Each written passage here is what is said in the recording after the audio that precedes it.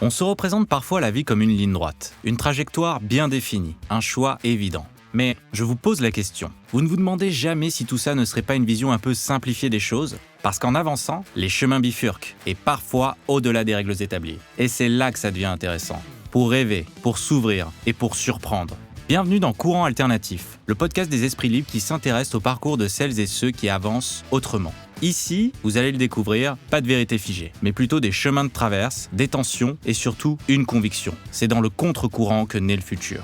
Alors, rejoignez-nous, je vous invite. C'est parti pour explorer des projets artistiques, scientifiques, sportifs, mais aussi des initiatives citoyennes et internationales. Courant Alternatif, c'est l'écho de personnalités inventives, de thématiques pleines d'audace et de nos différences pour prendre conscience tous ensemble du potentiel de nos énergies créatives et susciter le changement. Alors, est-ce que vous êtes prêtes et prêts à vous brancher sur une nouvelle onde ? Place à notre invité du jour.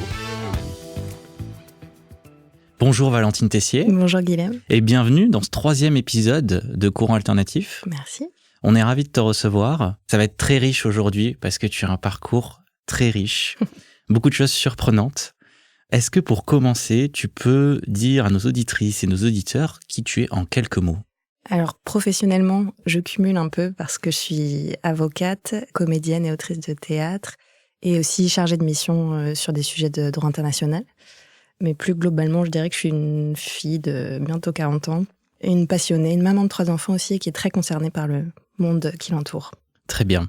Alors, comme je le disais, il y a beaucoup de sujets qui vont pouvoir être évoqués aujourd'hui. Tu es avocate, tu exerces toujours au barreau de Paris, ça fait un petit peu plus de 15 ans. À peu près, ouais. C'est ça. C'est ça, 15 ans, c'est 15 ans. On va bien sûr en parler. Tu t'es lancée dans une nouvelle vie, une vie de comédienne. Mm-hmm. Alors, première question, on va développer ça bien sûr, mais comment on peut osciller de l'univers un peu codifié du droit dans lequel tu évolues à l'origine à un univers qui est un petit peu plus un espace de liberté et de créativité comme le théâtre ? Je crois déjà que la liberté, on la trouve où on veut bien la trouver. Et que même dans le droit, en fait, elle existe, cette liberté. Moi, je crois que ce que j'aime dans le droit, en tout cas dans mon métier d'avocate, c'est la recherche de ces interstices dans lesquels on peut se glisser. Et c'est un peu un jeu aussi. Donc, il y a une forme de liberté, une grande liberté d'interprétation des textes aussi. Donc, je la retrouve quand même, cette liberté dans le droit. Liberté d'interprétation qu'on trouve dans le théâtre aussi, bien sûr. Et à l'inverse, il y a plein de codes au théâtre. C'est un monde très codifié, finalement. Il y a à la fois pas mal de rituels. Et puis, j'ai un professeur de théâtre qui nous disait toujours, d'abord, il y a l'auteur, ensuite, il y a le metteur en scène, et en dernier, il y a l'acteur. Et que c'est dans ce cadre-là que l'acteur peut trouver sa liberté d'interprétation. Donc finalement, les cadres, je les retrouve dans les deux mondes et ils sont importants pour moi aussi. Et puis, pour mieux les casser parfois, mais je crois que c'est dans ces cadres-là, en tout cas moi, je trouve mon espace de liberté. Donc déjà, pour commencer, plus de passerelles qu'on ne le croit. Ouais. Très bien, on va aborder ça alors. J'aimerais quand même qu'on commence par parler de ton virage qui, effectivement, est assez incroyable. Puisque en 2022, je crois, après du coup plusieurs années à exercer ce métier d'avocat en urbanisme, je crois, c'est ta spécialité. Le droit public, tout ce qui touche à l'aménagement du territoire. Ouais. Très bien. Tu décides de te lancer dans une nouvelle vie, une vie de comédienne, et donc tu vas intégrer le cours Florent pour ça. Est-ce que tu peux nous raconter ton cheminement, en fait, comment tu en es arrivé là ? Je vais revenir un peu en arrière, mais je crois que du plus loin que je m'en souvienne, parmi de nombreux rêves, parce que je reste une éternelle rêveuse, j'ai toujours rêvé d'être comédienne et chanteuse lyrique. Mais comédienne, et je pense que ça c'est lié aussi, malgré tout, à cette frustration de savoir qu'il était impossible de vivre plusieurs vies, alors qu'au théâtre, oui. Et donc ça m'a toujours fascinée de pouvoir imaginer me mettre dans les pieds de quelqu'un d'autre, dans le cœur de quelqu'un d'autre. Ça, c'est un truc qui m'a toujours beaucoup intéressée. Et puis, le théâtre et la littérature m'ont beaucoup accompagnée. C'est dans le théâtre, dans la lecture que moi, j'ai trouvé mes espaces de rêve. Ça m'ouvrait des horizons. Je me sentais parfois un peu seule. Donc, au théâtre, quand j'ai pris des cours de théâtre jeune, je m'y sentais à ma place. Et donc, il se trouve que dans ma famille, c'est pas du tout un métier envisageable, en tout cas dans la famille dans laquelle je suis, qui est hyper mélomane, qui adore la culture, qui adore aller au théâtre. Je suis allée beaucoup au théâtre, j'ai eu cette chance-là petite, mais c'est pas un métier acceptable. Donc, au moment où on fait des choix, j'ai pas assumé ce rêve-là, j'ai pas assumé de dire non. Et comme plein d'autres, je crois, comme moi, qui savent pas exactement ce qu'ils veulent faire, je me suis dirigée vers les études de droit. Et au fil de l'eau, je suis devenue avocate et j'y ai trouvé mon intérêt. Mais en 2022, en fait, ma grand-mère est morte. Et j'étais à ce moment-là dans une grosse période de remise en question. En fait, je sortais aussi d'une période de militantisme politique qui m'avait essorée, beaucoup déçue. On dit toujours, si tous les dégoûtés s'en vont, il reste que les dégoûtants. Bah, il y en a un paquet. Et je suis convaincue qu'il faut que des dégoûtés restent. Et il y en a plein qui ont cette force-là de rester et de se battre. Et je les admire beaucoup. Mais moi, j'ai pas trouvé cette force-là. Et à ce moment-là, j'étais dans une remise en question, une vraie recherche, je crois, d'humanité que je trouvais que je trouvais pas dans mon métier, parce que moi, je pratique un droit qui est très technique quand même. Donc, c'est ça qui m'amuse aussi. Ça m'évite d'y mettre trop mon hypersensibilité. Mais j'étais en recherche de ça. L'enterrement de ma grand-mère, j'en parlais et je disais, je regretterais toujours de ne pas avoir essayé d'être comédienne. Et ma cousine m'a dit, mais en fait, toi, t'es pas morte. La semaine d'après, je me suis inscrite pour passer les auditions au Cours Florent. Et voilà. Et après, j'étais lancée. Je veux dire, j'y ai passé 2 années extraordinaires. Où pour le coup, là, j'ai quand même pendant 2 ans vécu un peu quand même 2 vies différentes. Enfin, avec cette impression-là, d'un côté, me retrouver quand même, j'avais la trentaine déjà bien passée, avec des jeunes entre 18 et 25 ans. Donc, vivre une vie un peu d'étudiante, une partie de ma semaine, et l'autre partie où j'étais à la fois maman et avocate. Voilà, donc c'était un peu une tempête, mais oui. Très, très, très agréable, en fait. Tu traversais ça sereinement ? Avec beaucoup de joie. Okay. Beaucoup de joie, ouais. Et j'ai retrouvé j'ai très vite retrouvé les sensations parce qu'en fait, j'ai quand même fait une vraie coupure du théâtre. Moi, j'ai fait du théâtre jeune étudiante. Mais une fois que j'ai commencé à exercer le métier d'avocate, j'ai complètement arrêté. Et donc, retrouver ça, j'ai retrouvé ces sensations-là et cette impression d'y avoir trouvé ma place, quoi. Enfin, d'y être à ma place. Et qu'est-ce qui t'a le plus marqué au Cours Florent dans cette préparation ? Alors, la première chose qui n'a rien à voir avec le théâtre, c'est cette rencontre avec une partie de la jeunesse, en tout cas. Et ça m'a beaucoup frappée parce que j'ai été très émue, en fait, par les jeunes que j'ai rencontrés, que j'ai beaucoup aimés, avec lesquels je suis, pour certains, devenue très amie. Mais très frappée par leur grande détresse, en fait. Et ça m'a frappée. Je crois que le Covid a fait beaucoup de mal aussi. Mais c'est la première chose qui m'a frappée, c'est ça. D'être, de rencontrer toute une jeunesse très mal dans le monde dans lequel ils étaient en train de grandir, en colère. Et ça m'a beaucoup touchée. Donc ça, c'est la première chose qui a rien à voir avec le théâtre. Et la deuxième chose, c'est... je disais tout à l'heure, j'étais en recherche d'humanité, donc je l'ai trouvé. Et le fait d'avoir le droit, d'avoir un moment où j'étais obligée de me replonger dans les textes, les grands textes de la littérature, de pouvoir retrouver ce plaisir-là, à la fois de la lecture et de l'incarnation, ça a été formidable. Du coup, au final, c'était plus un retour à toi-même qu'une prise de risque ? Comment tu l'analyses ? Ah oui. C'est vraiment un retour à moi, mais je l'ai ressenti comme ça. La prise de risque, quand j'ai fait ce choix-là, j'ai pas eu l'impression de prendre un vrai risque, parce que d'abord, j'ai beaucoup de chance quand même dans ma profession d'avocate. On peut se faire omettre du barreau, mais en fait, on peut toujours y revenir. Et puis, j'ai aussi la chance, je crois, d'avoir été très aimée petite par mes parents, mes sœurs. Je suis la petite dernière. J'étais très cajolée, et en fait, cette amour-là, que je sais éternel, je pense, me porte. Donc, et me donne une confiance et qui fait qu'en fait, oui, c'est un risque. Tu te sentais protégée ? Non, mais il n'y a pas de risque. En fait, je risque pas ma mort, quoi. Contrairement à beaucoup d'autres gens qui vivent des choses terribles. Voilà, c'était un petit risque. Et un risque à prendre parce que finalement, je me suis, c'est un retour à moi, je me suis retrouvée. Donc 2022, Cours Florent. 2024, deuxième session, c'est ça ? 2023, j'ai fait 2 ans. Ouais, 2 années. 2 années. Et ta première concrétisation forte, puisque tu vas écrire une pièce de théâtre que tu vas mettre en scène et que tu vas jouer. C'est une pièce qui est sur Colette, qui s'appelle Rencontre avec Colette, qui s'est jouée au Théâtre de la Croisée des Chemins, je crois. Alors, pourquoi Colette et qu'est-ce qui t'a fasciné chez elle? Comment tu as voulu la faire revivre? J'adore Colette parce qu'elle a tout osé. J'aime cet esprit infiniment libre qu'elle était. Elle a fait de la pantomime, elle a été comédienne, autrice romancière, critique de théâtre.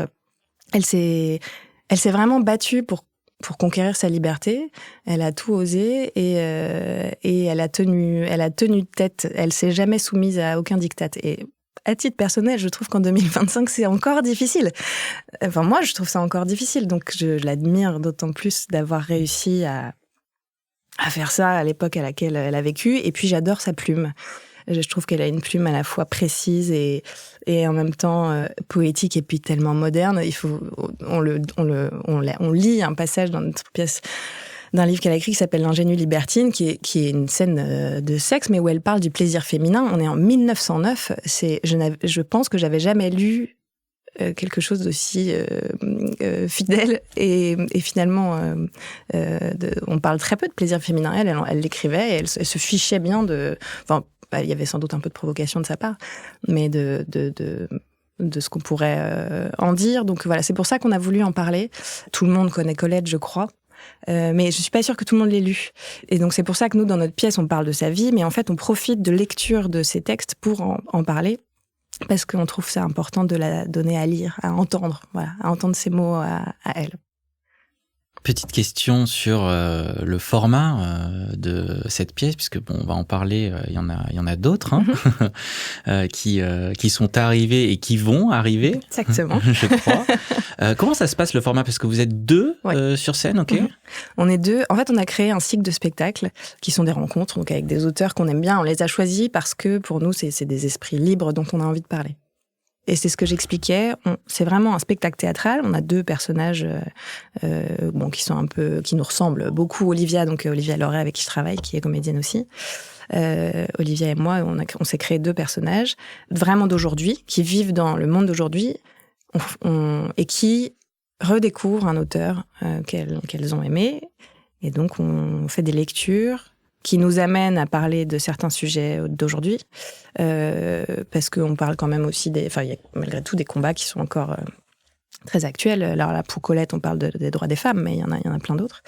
Et on chante aussi, je joue du piano et je chante. Et c'est on va rechercher des chansons plutôt populaires qui parlent un peu à tout le monde. Moi, j'aime bien, et toutes les deux, on aime bien cette idée de relier plusieurs arts entre eux. Et surtout, on voulait pas faire un spectacle littéraire pénible, ennuyeux. Enfin, on voulait que notre spectacle dure 1 heure. Et on voulait que ce soit 1 heure un peu en dehors du monde, mais joyeux et léger. C'est-à-dire à la fois sérieux, on parle de sujets sérieux, mais avec aussi un peu de légèreté et aussi un peu de respiration. Voilà. Donc ces moments de musique-là nous permettent aussi un peu ça. Et tu crois à la pluridisciplinarité du coup? Complètement. Complètement, je crois que c'est fondamental. À l'image de Cocteau, qui fait effectivement partie d'une deuxième création ou d'une troisième création, on va en parler tout à l'heure. Quand ça s'est fini, cette première représentation de Rencontre avec Colette, est-ce que tu te souviens de quand vous avez salué le public, de cette première? Je me souviens, en fait, ce qui était extraordinaire, c'est que cette pièce, elle venait vraiment de nous.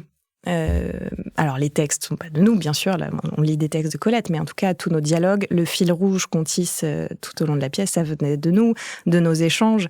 Donc, c'est assez extraordinaire de jouer, c'est émouvant de jouer sa propre réflexion. Mais ce que je retiens, c'est les échanges qu'on a eus après avec les spectateurs, et de voir que ce qu'on raconte a un impact. Que l'objectif est un peu atteint parce que soit dans le public, en plus, on s'attache vraiment à faire en sorte que nos spectateurs, notre public, soient pas des gens qui soient connaisseurs. On parle au lambda. D'ailleurs, on en parlera peut-être, mais on intervient aussi dans les lycées. On les joue dans les lycées. Donc, Il faut pas du tout être connaisseur. Donc, il y a plein de gens qui nous ont dit « Ah, je me faisais une image de Colette, mais je l'avais jamais lue, et là, ça me donne envie. » Ou d'autres qui la lisaient déjà et qui, en sortant, avaient envie de revenir chez eux, retrouver leur Colette et aller les relire. Donc, de voir que ce qu'on raconte a un impact, fait réfléchir, c'est fort. extraordinaire. Ouais. Et alors, au final, on parlait au début de cet épisode des passerelles entre le monde du droit et la vie de comédienne.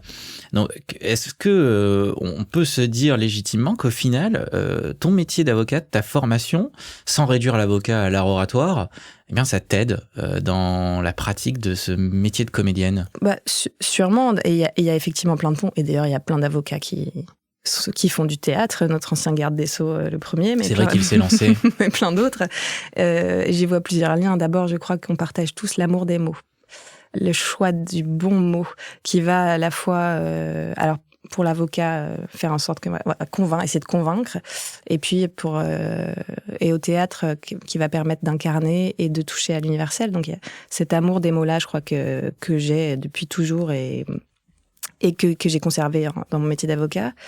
Et je crois aussi que mon métier d'avocat m'a permis d'être très organisée, ce qui m'aide aussi à accumuler mes métiers, mais ce qui fait que je lis vite, je cherche vite, je sais assez vite où est-ce que je veux aller, et donc synthétiser tout ça et ce côté organisé aide aussi dans l'écriture de pièces.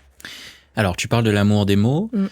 Tu interviens aussi dans une association, je crois, qui s'appelle Initia Droit. Ouais. Est-ce que tu peux nous en parler? Alors, Initia Droit, c'est une merveilleuse association qui travaille avec que des avocats bénévoles. Et on intervient dans toutes les classes. En fait, on intervient dans les écoles. Il y a plusieurs formats, mais on intervient du primaire à la terminale. Donc après, au primaire, c'est plus des sujets un peu globaux, mais on parle du métier d'avocat, on raconte que le droit... En fait, on leur explique que le droit, il est partout dans leur vie et ils s'en rendent pas forcément compte. Donc c'est vraiment intéressant, c'est des échanges. Ça dure 1 heure, 2 heures, 3 heures en fonction des formats. Après, pour les lycéens, on intervient sur des cas pratiques. Donc, on les fait réfléchir. C'est vraiment des échanges. C'est pas un cours. On fait pas un cours de droit, pas du tout. Et pour moi qui adore la transmission, et c'est passionnant parce que il y a pas très longtemps, je suis intervenue dans un lycée en classe de première et on a beaucoup parlé du droit de vote et de la démocratie. Et donc je pense que c'est fondamental. Cette association intervient sur demande des professeurs, et donc les professeurs sont engagés avec nous. Enfin, c'est vraiment un duo. Et j'aime beaucoup continuer à intervenir à la marge, de temps en temps, plusieurs fois dans l'année, avec cette association. Et donc, du coup, tu es très attaché au fait de pouvoir éveiller, en fait, ce sentiment, j'imagine, de liberté, de donner sa voix, d'exprimer sa voix chez les autres. C'est quelque chose qui compte pour toi? Ça, c'est fondamental pour moi. Je crois que j'ai toujours réalisé la chance que j'avais de vivre dans un pays libre, de pouvoir m'exprimer comme je l'entendais, alors avec évidemment... Le respect infini des autres et du dialogue, mais justement de pouvoir que chacun puisse s'exprimer. Donc c'est très important pour moi. Et dans tes représentations, justement, si on revient au théâtre, tu explores des figures féminines notamment, même s'il y a une pièce sur Cocteau et Pessoa dont tu vas pouvoir nous parler sûrement. Mais est-ce que c'est une manière pour toi de donner une voix à des personnes qui, à un moment donné, ont dérangé? Je parle des femmes aussi.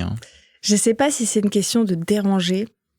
Mais je crois que pour ce qui est des femmes, et c'est pas pour rien qu'on a voulu commencer par une écrivaine femme, par une femme quand même, c'est parce que c'est quand même un combat de tous les jours d'être une femme à son époque comme à la nôtre. Donc, je sais pas si c'est dérangé, mais moi j'aime bien ces figures de femmes fortes qui se sont jamais laissées faire, en fait, qui ont refusé qu'on les mette dans des cases, et pourtant Dieu sait, je dis mais je pense là par exemple aux 2 spectacles qu'on a écrits, donc sur Colette qu'on a déjà joué, et le spectacle qu'on va bientôt créer autour de Françoise Sagan, qui sont 2 femmes très différentes, même si on a pu dire de Sagan qu'elle était la nouvelle Colette dans son écriture. Il y a plein de ponts entre les deux, mais c'est des femmes qu'on a souvent essayé de mettre dans des cases et qui s'en fichaient éperdument, qui étaient jamais là où on les attendait, et elles sont finalement assez loin de ma nature personnelle, donc elles m'obligent. Ces figures-là m'obligent et me poussent, et donc moi j'aime les explorer. J'ai toujours eu besoin de ce qu'on appelle maintenant des rôles modèles, plus jeune aussi, c'était des femmes politiques, mais Simone Veil, Françoise Giroud, qui m'ont beaucoup accompagnée, auxquelles je reviens régulièrement, qui ont su s'affranchir des règles qu'on leur avait imposées, qui ont tracé leur chemin. Et maintenant, je suis maman. Alors, je suis maman de 2 petits garçons, mais aussi d'une petite fille. Et j'avais envie d'explorer ces figures féminines aussi pour elles, pour qu'elle ait ces figures de femmes fortes dont elle pourra s'affranchir aussi, mais ouais. Mais on parle aussi des hommes. On parle, dans nos spectacles, on n'a évidemment pas. Et quels hommes. Et quels hommes. Et quels hommes, complètement. Ouais. Alors, on parle de liberté, on parle de défense des autres. Ça nous amène vers un autre courant que tu empruntes depuis plusieurs années, puisque tu travailles au Collège des Bernardins. Ouais. Est-ce que tu peux nous parler de cet investissement ? Ouais. Alors, le Collège des Bernardins, je ne sais pas si tout le monde connaît ce lieu, mais j'invite tous les Parisiens et les gens qui passent, qui sont de passage à Paris à s'y rendre. C'est un lieu ouvert à tous dans le 5e arrondissement de Paris. C'est magnifique. C'est un lieu cistercien très, très beau. Et c'est un lieu dont la vocation est de promouvoir le dialogue dans la société. Donc, c'est vraiment un lieu de réflexion. Il y a des débats, il y a des séminaires de recherche, des formations, des expositions. C'est vraiment un lieu fabuleux. Moi, j'y suis arrivée un peu par hasard parce que je parlais de mon métier d'avocate. Moi, donc, je fais en particulier du droit de l'urbanisme, et dans le droit que je pratique, il y a des procédures qu'on appelle des procédures de concertation, qui sont des moments de dialogue, justement. Et j'étais confrontée dans mon métier à pas mal d'élus que ça gonflait un peu, pour être tout à fait honnête. Ils étaient obligés, parce que la loi les obligeait à les organiser, mais ils avaient envie de faire le minimum. Et moi, je suis intimement convaincue que ces moments de dialogue sont fondamentaux. Et pas que pour éviter les recours par ailleurs après, mais parce que je crois beaucoup à la co-construction. Donc je faisais mon métier d'avocat, mais pas que. J'avais envie de réfléchir à ça. Comment faire, comment on peut faire pour que les citoyens aient leur place dans la cité, dans la construction de la cité, etc.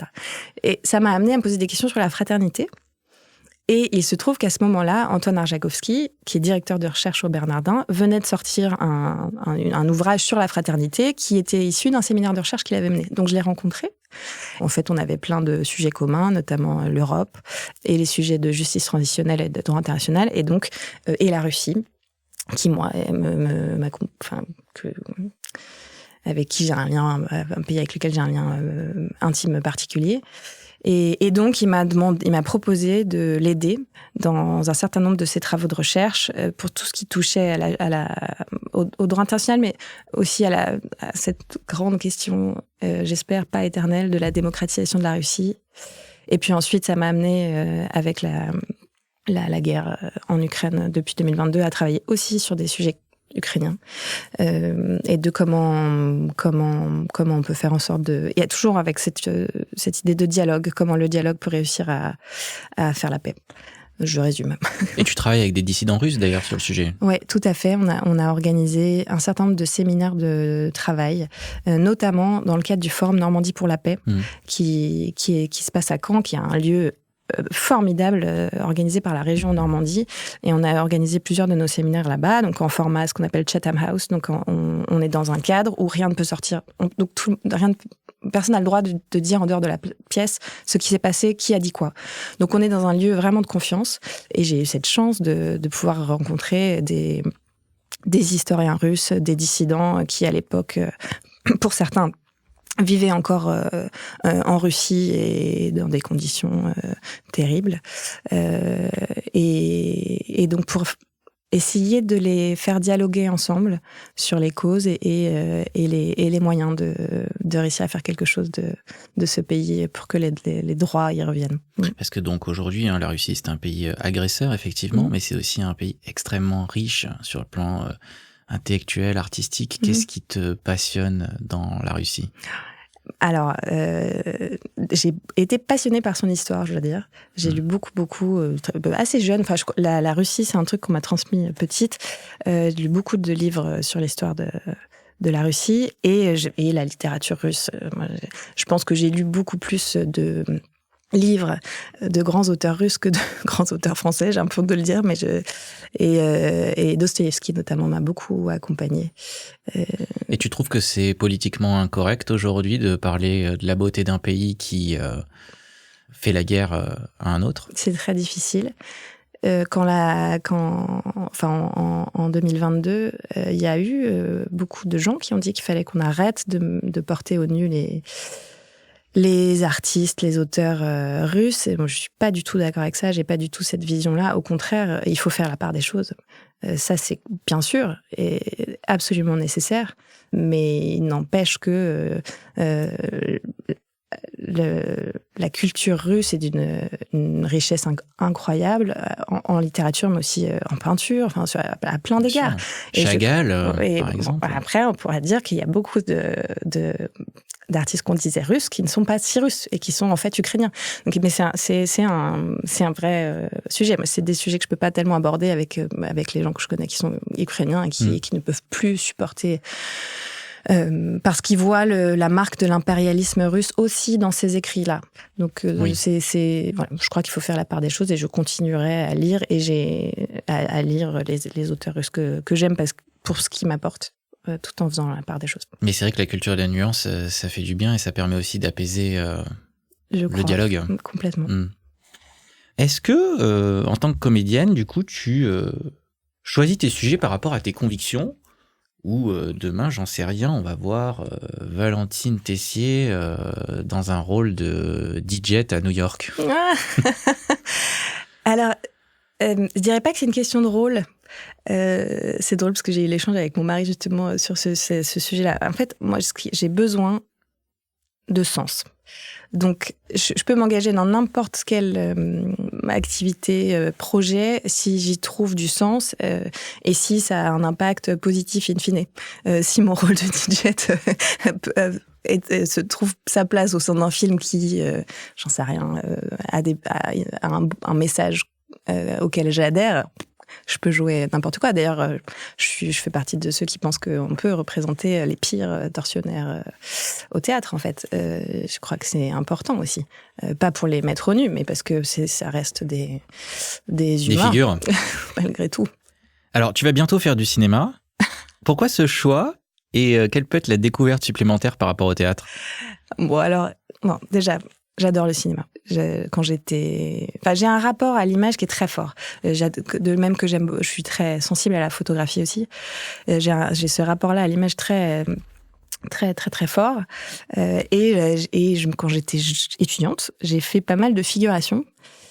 Et j'adore les plateaux de cinéma. Je trouve que c'est fascinant de voir tous ces corps de métiers très différents les uns des autres qui sont au même endroit, qui œuvrent à un même projet. Je suis pas toujours fascinée et je trouve ça très excitant. Je m'y sens toute petite, mais j'ai toujours beaucoup aimé ces plateaux-là. Après, je ne suis pas sûre que je puisse dire que je fais vraiment du cinéma. Aujourd'hui, le cinéma a très peu de place en tant que comédienne. J'ai tourné dans une mini-série pour les réseaux sociaux qui était très, très rigolote. Et cette année, j'ai tourné aussi dans un long-métrage d'Anaïs Sédou qui va sortir l'année prochaine. Et c'était très chouette, mais j'ai un tout petit rôle. Donc j'adore chaque moment, chaque expérience que je vis. Ça me définit aussi. Je peux trouver du plaisir partout et je suis un vrai enfant là-dessus. Et j'adorerais faire beaucoup plus de cinéma. Les castings, c'est un truc assez pénible, mais j'adorerais. Je trouve que le cinéma apporte quand même grâce à l'image, à ce travail de l'image, peut mettre en lumière des sujets de société que le théâtre, à cause de son côté confidentiel, peut-être ne peut plus difficilement faire. Mais je pense à un film comme Je verrai toujours vos visages. Ça met en lumière de façon extraordinaire certaines évolutions, comment on peut faire la société ensemble, que j'aime beaucoup dans le cinéma. Et qui est un autre sujet qui te tient à cœur, comment faire société ensemble. Et j'imagine que chaque métier a sa complexité, mais à ton avis, c'est plus dur de faire du théâtre ou plus dur de faire du cinéma en tant que comédienne ? Sur quel plan ? Moi, je me suis toujours dit, quand même, quand tu fais du théâtre, t'as une production en direct, tous les soirs, potentiellement, et je me dis, ça doit être éreintant. Alors sur ce plan-là, peut-être, moi c'est ce que j'adore au théâtre, je crois. C'est cette très grande proximité avec le public. Les réactions sont immédiates. On fait corps ensemble. Ça, c'est quelque chose que je crois qu'il me porte beaucoup sur un plateau de théâtre, qu'on n'a pas du tout au cinéma. Alors, c'est quand même, très particulier. Le cinéma, les films sont jamais tournés enfin, pas jamais, mais très rarement tournés dans le sens de l'histoire. Je veux dire, la première scène est parfois qu'on tourne est parfois la dernière scène du film. Donc, c'est quand même un travail de comédien qui est très différent. Je trouve que l'incarnation me paraît plus difficile au cinéma, alors que sur ce plateau de théâtre, il y a quand même ce truc de faire corps ensemble qui une solidarité qui doit on se porter. sent, quoi. Moi, je trouve ça très fort. Ok. Alors, petite question sur vivre de sa passion. Si tant est qu'une passion doit être vécue également au travers du prisme matériel, mais il faut quand même le dire aussi pour les gens qui nous écoutent, avocat, je tiens à le dire, c'est mal payé en France. Alors, quand on fait du droit des affaires, effectivement, ça peut être bien payé, mais de manière générale, c'est une profession qui n'est pas très protégée, qui est mal rémunérée. Il y a des avocats qui sont au SMIC. Et il me semble que le théâtre, il y a de la précarité aussi. Quel est ton regard sur le fait que c'est difficile finalement d'arriver à vivre matériellement en faisant des métiers qui sont quand même nobles sur certains aspects. Alors bon, chaque métier a un intérêt, mais défendre les autres ou amener de la joie aux autres, pourquoi c'est mal payé? Alors ça, je ne sais pas. Pourquoi c'est mal payé? Il y a une grande injustice de ce point de vue-là. Je ne sais pas du tout comment la résoudre, de même que les métiers de nos soignants sont extrêmement précaires aussi, alors que Dieu sait qu'on en a besoin. Pour ce qui est du théâtre, je crois que ça a toujours été difficile d'en vivre, mais aujourd'hui, les budgets de la culture un peu partout sont de plus en plus resserrés. Moi, c'est quelque chose qui me révolte et que je ne comprends pas.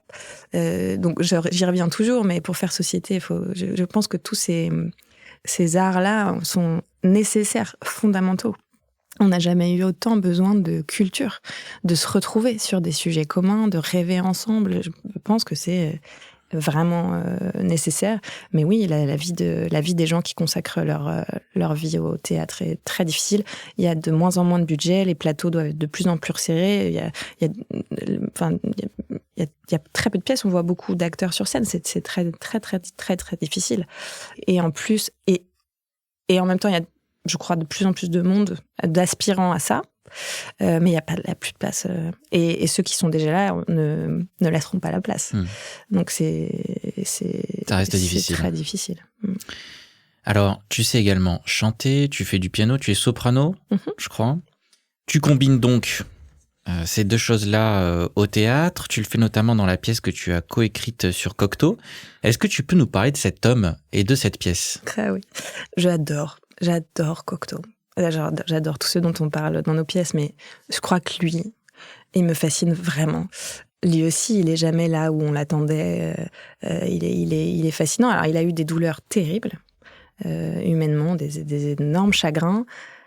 Je crois qu'il ne s'aimait pas beaucoup, mais il a su puiser dans ses fragilités pour en faire des actes poétiques formidables. C'est un vrai créateur. Et avec beaucoup d'humour aussi, beaucoup d'autodérision. Mais on parlait de Colette qui a eu plein de métiers, lui aussi. Alors on le connaît comme écrivain, romancier, dramaturge, il a écrit du théâtre, mais il a été dessinateur, il a été cinéaste, il a fait de la mosaïque, il a été journaliste et en fait il a même été coach d'un boxeur afro-américain à l'époque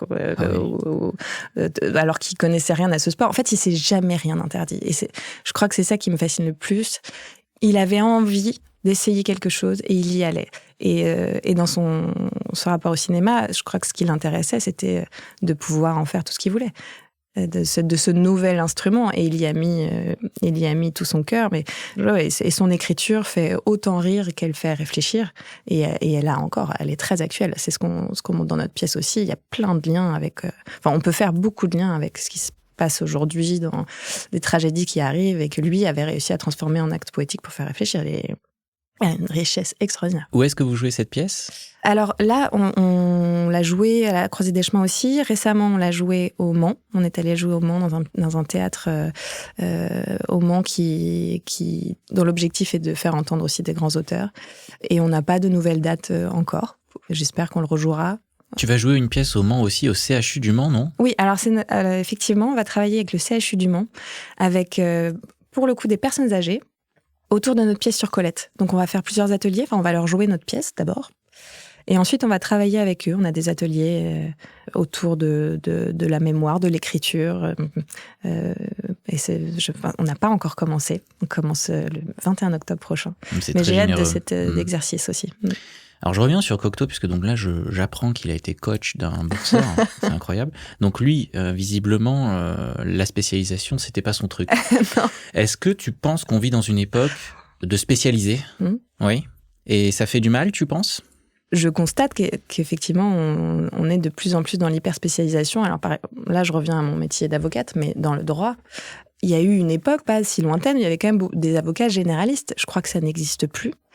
Tu peux un peu changer de spécialité, je crois, mais c'est peut-être compliqué. On peut changer de spécialité, ou n'importe qui peut changer de spécialité. J'admire ceux qui le font, mais en fait, il y a quand même de plus en plus de cabinets de niche.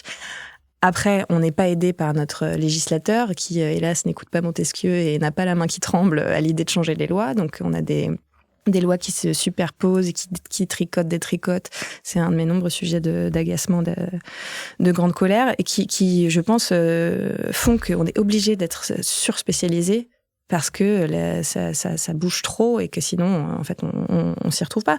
Mais je pense que c'est un problème et que ça empêche d'ouvrir les horizons. Et c'est aussi une des raisons pour lesquelles je pense que le théâtre, la danse, le chant devraient être enseignés, mais devraient avoir leur place à l'école. Pas forcément pour en faire des métiers, pas du tout, mais parce que ça oblige à une ouverture d'esprit dont on manque terriblement. Et en plus, je trouve qu'il y a un truc qui est terrible en France, mais je pense que c'est le cas aussi dans d'autres pays, c'est que finalement, on te demande de faire un choix super tôt. T'es au lycée et tu dois choisir où tu dois t'orienter. Alors que, objectivement, t'es assez immature, tu connais pas la vie, tu connais pas le monde, mais tu dois choisir une voie. Mais si on t'a pas ouvert le champ des possibles avant, c'est quand même très difficile. Complètement. Et je pense que les gens le regrettent un peu. Ouais. Je comprends. J'aimerais qu'on en profite du coup pour parler de ta pièce à venir sur Pessoa. Alors moi, je me suis renseigné, j'ai trouvé que c'était un personnage extraordinaire. Déjà, j'ai trouvé que c'était touchant. Ça m'a fait penser au livre L'élégance du hérisson. Ah, j'ai adoré ce livre. J'adore ce livre. D'un homme qui, oui, a eu effectivement un peu de notoriété, mais surtout posthume. C'est incroyable. Est-ce que tu peux nous parler de lui ? Est-ce que tu peux nous parler surtout de sa mallette ? Alors, lui, il est extraordinaire au sens propre. À sa façon, il était libre aussi, mais lui, il a trouvé sa liberté dans la solitude, en s'éloignant des hommes pour trouver ses mots. Mais on parlait tout à l'heure d'avoir plusieurs vies. Lui, il n'avait pas plusieurs vies. Il a fait un autre choix aussi. Il a pris un job de comptable dans une entreprise pour pouvoir écrire.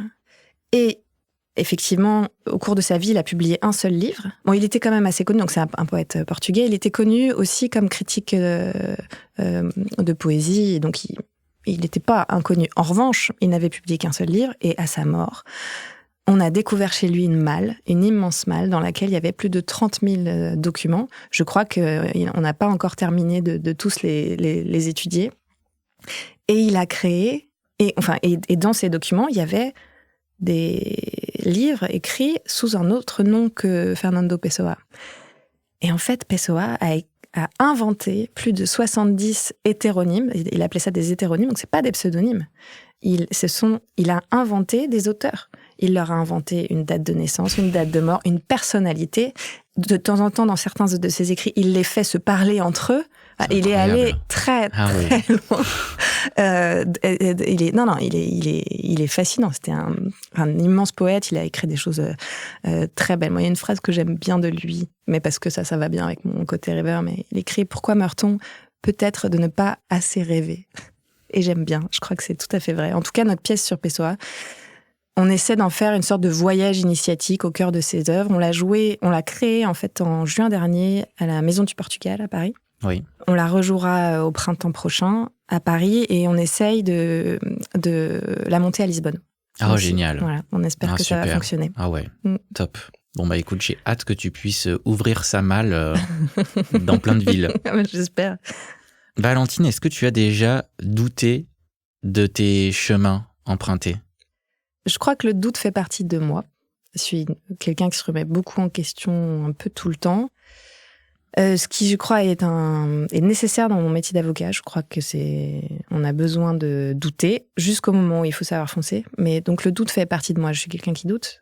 En revanche, je crois que je n'ai pas douté de la nécessité de prendre ce chemin. Après, je doute parfois de réussir à le mener comme je le souhaite, mais oui, je doute régulièrement. Je reviens à ton univers familial. Tu nous disais que tu as été ouverte à la culture quand tu étais jeune, et donc ça, c'était une chance. Mais par contre, c'était pas possible d'être comédienne. Est-ce que, du coup, tu as senti un petit peu des tensions, des acceptations un petit peu compliquées quand tu as évoqué ce projet ? Clairement. Une grande inquiétude. J'ai beau avoir bientôt 40 ans. J'ai des parents qui sont très inquiets de ce choix-là. Et des grandes sœurs ? Mes grandes sœurs sont pas inquiètes du tout. D'accord. Mes sœurs me soutiennent et je crois, trouvent ça super et comprennent tout à fait ce choix-là. Mais j'ai des parents, je crois, parce qu'ils sont âgés et ils sont très inquiets de l'avenir, ce que je peux tout à fait comprendre. Donc ça les angoisse et puis ils voient que je suis... je n'ai pas le schéma familial dans lequel eux ont vécu. Je m'autorise des libertés et donc ça correspond pas à leur schéma d'une mère de 3 enfants, quoi. Mais alors je reviens à ça, sans faire de clichés. Donc tu élèves 3 enfants, tu exerces le métier d'avocate, tu joues la comédie, tu participes au Collège des Bernardins sur des études géostratégiques. Est-ce que cela t'arrive d'être un petit peu fatigué ? Je mentirais si je dirais non. Non, mais je parlais de toi ce week-end à quelqu'un qui est proche de moi et qui me dit « Mais je ne sais pas comment elle fait, cette femme. » Je sais pas, je crois que j'ai quand même une immense... un besoin de vivre pleinement. Sinon, je meurs, en fait. Si je peux pas prendre tous ces chemins, je crois que je peux pas faire autrement. Et j'ai eu le sentiment de m'être beaucoup ennuyée jeune. D'avoir l'impression de pas savoir comment agir, par où prendre le bout. Tout me paraissait énorme. Et un jour, j'ai compris qu'en fait, il fallait faire des choix, déjà. Parce que là, je cumule ça, mais si je m'écoutais, je m'ajouterais d'autres combats. Enfin, d'autres activités. Donc, savoir faire des choix et surtout qu'on peut y aller par petits pas, en fait. On n'est pas obligé de voir la montagne, juste suivre un chemin. Et voilà. Et après, le fait d'être assez organisée m'aide beaucoup. Très bien. Et j'ai peu besoin de dormir. Ce qui m'aide ça, aussi. C'est une bonne beaucoup. Nouvelle. Alors, tu as la notion de cheville, tu as la notion de justice, aussi. Pardon. Chevillée au corps. Est-ce qu'il y a aujourd'hui un combat, une injustice, un système que tu rêves de faire bouger grâce à ton parcours ? Il y en a tellement des sujets d'injustice. Mais là, en ce moment, depuis quelques années, le sujet que je travaille, sur lequel je suis en train de travailler, mais qui va bien avec ma mission au Bernardin aussi, concerne la mémoire, et notamment la mémoire des crimes commis par le régime soviétique au XXe siècle. Je pense que c'est trop mal connu et que finalement, cette absence de mémoire et de jugement de ces crimes fait qu'on vit ce qui se passe aujourd'hui en Ukraine et ce qui se passe aujourd'hui en Russie et qu'on a besoin de juger, ne serait-ce que symboliquement, ces crimes pour qu'un jour cette impunité cesse. Donc ça, c'est un sujet sur lequel je me penche, sur lequel j'écris, pour parler aussi des dissidents, de tous ces êtres qui, à leur mesure, ont eu le courage de la dissidence, et il y en a beaucoup. Alors moi, je parlerai des dissidents russes, mais il y en a un peu partout dans le monde, et c'est mon combat du moment. Je poursuis sur la justice. On a reçu pour le premier épisode, et on la remercie encore d'avoir été notre marraine quelque part, l'étonnante et franchement passionnante Magda Danis. Ça nous a permis de parler de street art. Mhm.